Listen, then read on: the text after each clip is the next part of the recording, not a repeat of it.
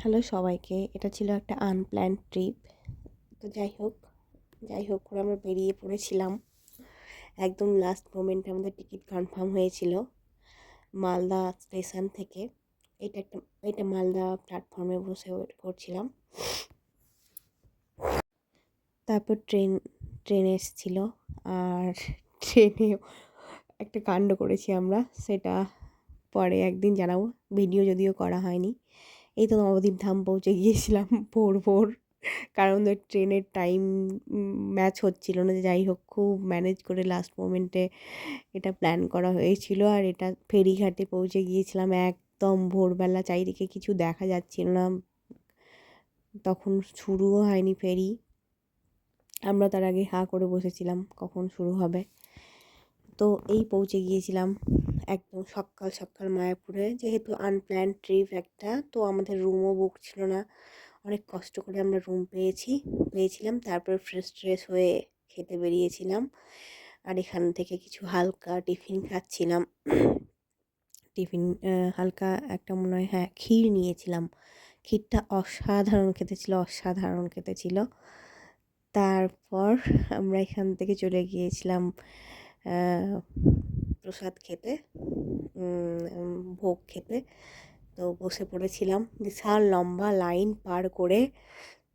এটা একটা অন্যরকমই অভিজ্ঞতা ছিল। যাই হোক, তো এই তো প্রথমে খিচুড়ি ছিল, তারপরে ভাত ছিল, ডাল ছিল, দু রকমের তরকারি ছিল, সবজি।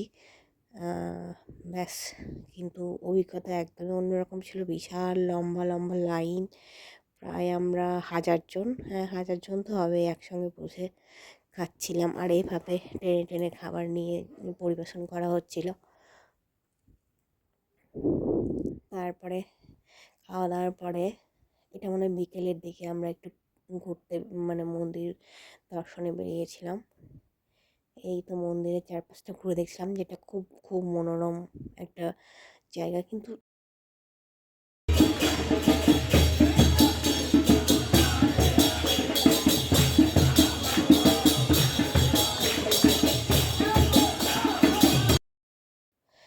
আর এটা ছিল দ্বিতীয় দিন।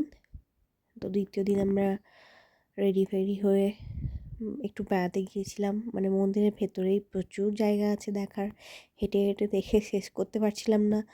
এটা গিয়েছিলাম গোশালাতে। এখানে প্রচুর গরু পালন করা হয়।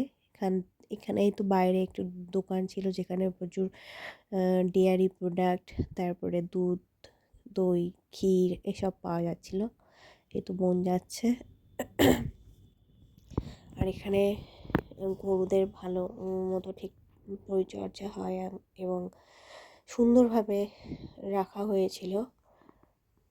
আমরা সব ঘুরে ঘুরে দেখছিলাম।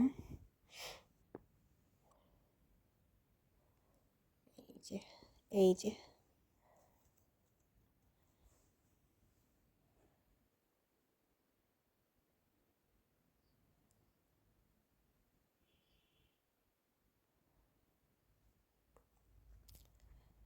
তারপর খেয়ে নিয়েছিলাম লস্যিটা এইরকমভাবে চামচ দিয়ে দিয়েছিল।